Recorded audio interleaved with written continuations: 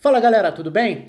O mês de junho vai ser um mês bastante agitado, né? Vai ser um mês que tem Euro, que tem Copa América, isso porque a gente ainda tá na reta final da temporada europeia como um todo. Então, certamente nos próximos dias e semanas vai pintar muito assunto relativo a Euro, até porque começaram agora as listas, as convocações, as pré-listas, as alterações que vão pintar dependendo do caso e tudo. Então, certamente vai ter muito assunto. E vamos começar a falar um pouco sobre a Euro. Eu não sei exatamente de que forma eu vou abordar a Euro aqui, se vou fazer vídeos antes do campeonato começar, falando, apresentando as seleções, se vou fazer antes, depois dos jogos, enfim. Ainda não pensei muito como vai ser essa abordagem da Euro como um todo, mas evidentemente é o grande torneio desse meio de ano. E a Bélgica, que é a atual líder do ranking da FIFA já há alguns anos, e é uma das principais candidatas a essa Euro, a Bélgica iniciou esse processo aí de divulgação das listas de convocados. Então acho que dá pra gente falar um pouco sobre como a Bélgica chega a essa Euro, um pouco sobre a lista, sobre algumas questões da convocação em si, algumas dúvidas pensando na formação desse time, pensando no estágio desse time também, até porque é um trabalho já bastante consolidado do Roberto Martinez, né? Então eu vou colocar aí na tela o print, na verdade, da imagem que a Bélgica divulgou quando soltou a lista de convocados no Twitter, e aí a gente passa alguns dos tópicos aqui, depois eu passo rapidamente também para falar um pouco sobre a formação que esse time costuma usar, já que é um trabalho tão definido, né? A Bélgica vai ter na Euro Rússia, Dinamarca e Finlândia como adversários, né? E aí, olhando para a lista em si, não é uma lista de grandes surpresas, até porque a Bélgica tem um grupo mais ou menos definido há bastante tempo. Isso até é um tópico para a gente abordar. Então no gol, natural que o Courtois vai ser o titular, ótima temporada do Courtois no Real Madrid, inclusive Mignolet e Cels são os outros goleiros. A lista da Bélgica é interessante porque ela já divide muito claramente as funções, as faixas do campo dentro do sistema que já está muito definido do Roberto Martinez, né? Porque a Bélgica joga 3 zagueiros, 2 alas, 2 meio-campistas, 2 meias e um atacante. E é exatamente essa a linha que a gente vê nessa divisão. Então, os 3 goleiros, depois as opções para a zaga. Na zaga é importante a gente pontuar algumas questões. Principalmente a questão da dificuldade de renovação da seleção da Bélgica nesse setor.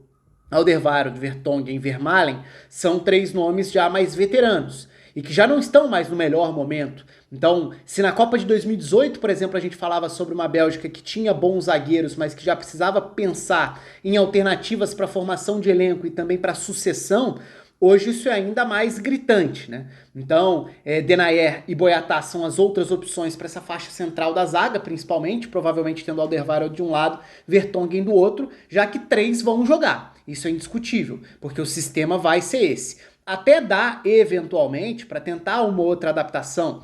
Por exemplo, o Castanha até chegou a jogar como zagueiro no Leicester nessa temporada. Acho difícil na seleção da Bélgica. O Dendoncker muitas vezes jogou como um dos zagueiros no trio de zaga do Nuno Espírito Santo, no Wolverhampton. Mas ele é mais volante na seleção. Enfim, então pensando em 3 zagueiros, essas são as opções. Nas alas, acho que a Bélgica tem um ganho relevante, porque aí se a gente pegar como parâmetro de novo o que foi a construção da Bélgica para a Copa de 2018, na época existia uma fragilidade muito evidente na dificuldade de encontrar opções para as laterais.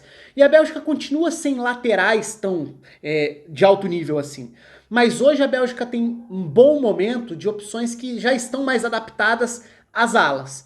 Aí eu falo principalmente da boa temporada do Carrasco. O Carrasco acabou virando uma peça bastante importante no Atlético de Madrid nessa segunda metade de temporada, justamente no momento em que o Simeone alterna para jogar com um trio de zaga, com alas, e o Carrasco se firmou como um desses alas. Então, do ponto de vista de encaixe natural para o trabalho do Roberto Martinez, acho que foi uma temporada muito boa do Carrasco. O Castanhe é um ala que se encaixa perfeitamente nesse sistema também, é uma opção a mais que a Bélgica ganhou ao longo do tempo, ele acabou tendo mais minutos saindo do banco da Atalanta para jogar no Leicester. Tem o Chadli, aí já é mais aquela questão do jogador mais veterano, que é de confiança do treinador, fez temporada na Turquia, mas está longe do melhor momento da carreira. Torgan Hazard pode ser uma opção também, de uma peça ofensiva para fazer a ala, pensando num time que vai explorar muitos corredores, com chegada às pontas, então se tiver pontas ocupando as alas para a Bélgica, melhor ainda, porque em tese é um time que vai tentar tomar iniciativa, vai ficar com a bola, então dá para pensar na Bélgica tendo Carrasco e Hazard, Carrasco e Castanhe, ou Carrasco e Meunier, que é o titular já há muito tempo na Bélgica, embora não tenha feito boa temporada no Borussia Dortmund, né? Ele sai do PSG, não consegue agradar, não consegue convencer no Borussia Dortmund. Mas acho que no todo a Bélgica ganhou em termos de opções durante esse ciclo.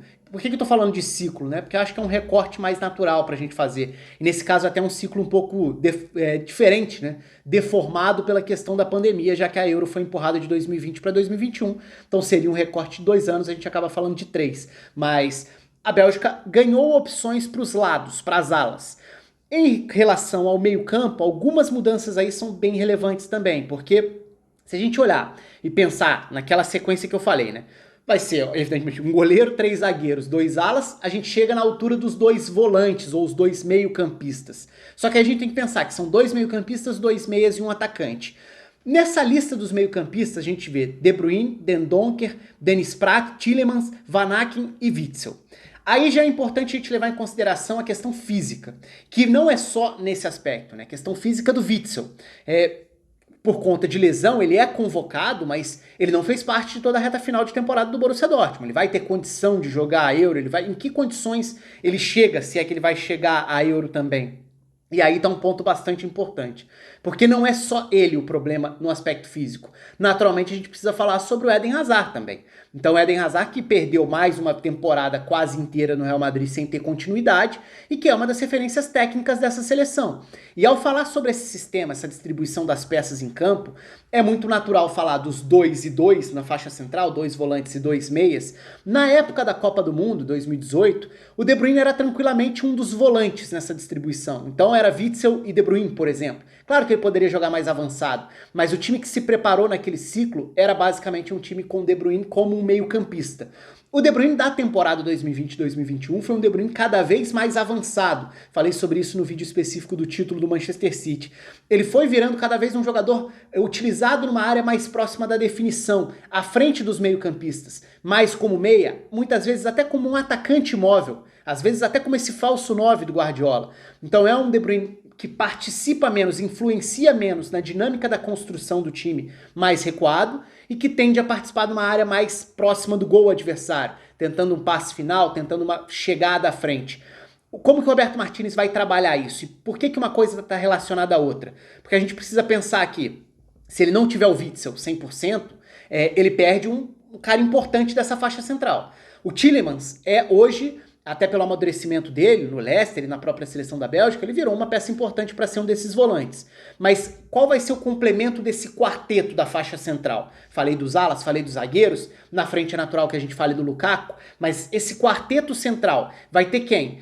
Tielemans, certamente. Vai ser Tielemans e Den Donker formando a dupla? Pode ser. Isso vai empurrar o De Bruyne para fazer o papel do meia ao lado do Hazard, mas o Hazard vai estar confiável tecnicamente e fisicamente para jogar como titular? Ou vai ser ao lado do Mertens? Então vai ser o De Bruyne jogando ao lado do Witsel ou do Tielemans, empurrando Hazard e Mertens, como eles faziam muitas vezes essa dupla de meias encostando no 9 no ciclo passado da Copa, ou por não ter o Hazard, ou por ter o De Bruyne mais avançado, a Bélgica vai precisar ter um meio-campista ao lado do Tielemans, que pode ser o Den Donker, por exemplo. Acho que mora principalmente nessa faixa central do campo, nessas duplas de volantes e de meias, nas duas duplas, mora aí a grande dúvida, a grande incógnita em relação à Bélgica para a Euro. Até porque quando a gente chega ao ataque, olhando para a lista, né?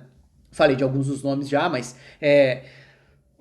a Bélgica tem Trossard, que seria mais um meia, Jeremy Doku, garoto mais jovem, inclusive, dessa lista, a novidade de uma lista que não tem tanta renovação assim. O Doku acaba sendo a novidade de um ponta, de um jogador de velocidade, de drible, que pode acrescentar nesse papel do segundo atacante ou do meia que encosta no 9, e para a função do 9, Batshuayi, Benteke e Lukaku. E aí, é claro, quando a gente fala do Lukaku, a gente está falando de um dos principais jogadores da temporada europeia, não só como centroavante, mas um dos jogadores mais importantes e influentes e mais capazes de desequilibrar na temporada europeia, o melhor jogador do campeonato italiano nessa temporada, se não o melhor, um dos melhores, mas certamente um dos melhores, para mim, o melhor.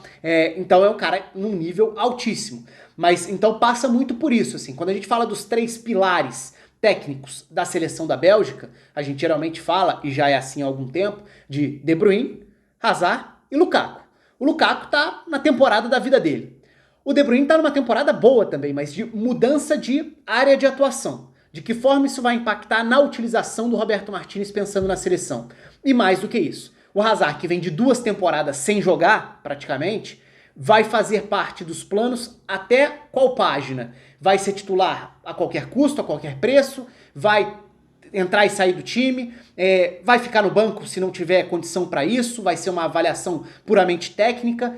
Qual vai ser a composição disso? Com Mertens e De Bruyne na frente de 2 volantes? Me parece o mais provável para imaginar da Bélgica. Mas claro, isso tudo vai depender do período de preparação também. Então, naturalmente, é uma seleção que desperta um interesse dos maiores, porque é líder do ranking da FIFA, não que isso seja mais relevante, mas isso só mostra como a Bélgica se consolidou como uma das seleções mais fortes. O ranking da FIFA nada mais é do que o reflexo dos resultados das seleções nas principais competições.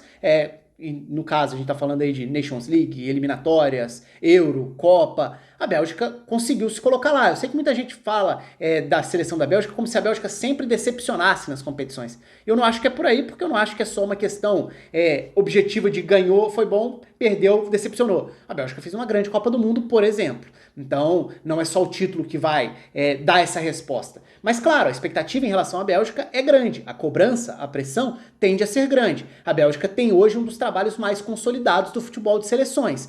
Pelo jeito de jogar muito bem definido, pela base muito bem definida, por um grupo de um nível bastante alto, embora não seja o grupo mais numeroso em termos de opções para todas as faixas do campo. Em alguns setores a Bélgica tem várias boas opções sim.